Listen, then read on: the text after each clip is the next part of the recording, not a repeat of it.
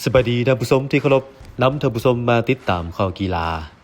มาเบิ่งสถิติที่น่าสนใจของคิเลียนเอ็มบัปเป้และโอกาสเขียนประวัติศาสตร์หน้าใหม่ในบาสโลกรอบสุดท้าย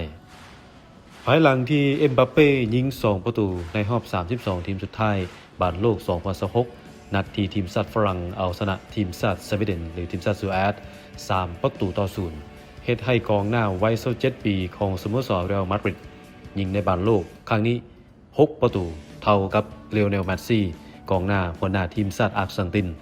นอกจากนี้เอ็มบัปเป้ยังสร้างประวัติศาสตร์เป็นนักเตะฝรั่งที่ยิงประตูหลายสุดในบอลโลกรอบสุดท้ายรวม18ประตูจาก18นัด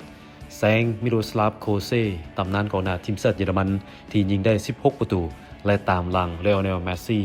ที่ยิงได้หลายสุดเพียง1ประตู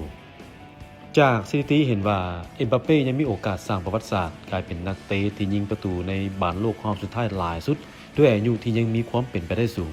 ที่จะได้ลงเล่นในบอลโลกครั้งต่อไปและฟอร์มที่ห้อนแรงในปัจจุบันหากทีมสามารถเข้าสู่รอบลึกๆอาจยิงแซงเมสซี่ก็เป็นไปได้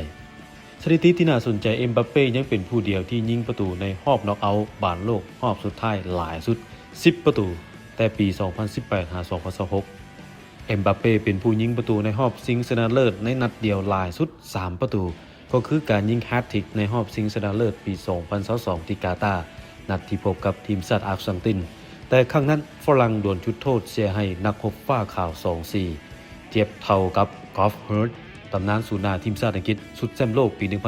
1966 นัดที่ทีมชาติอังกฤษเจ้าภาพชนะเยอรมันตะวันตกในรอบชิงชนะเลิศเอ็มบัปเป้ยังเป็นผู้ครองสถิติยิงประตูในรอบชิงชนะเลิศหลายสุดรวม4ประตูรอบชิงปี 2018 ที่รัสเซียยิง1ประตูและรอบชิงปี 2022 ที่กาตาร์ยิง3ประตูก็คือยิงแฮตทริกนอกจากนี้เอ็มบัปเป้ยังเป็นผู้ยิงประตูให้ทีมชาติฝรั่งหลายสุดรวม62ประตูจาก102นัดต่อไปรอบ16ทีมสุดท้ายเอ็มบัปเป้จะช่วยทีมชาติฝรั่งดวลกับทีมชาติปารากวัยที่เคลียร์ทีมชาติเยอรมันในรอบ32ทีมโดยจะแข่งขันเช้าวันที่5กรกฎาคมเวลา 4 โมง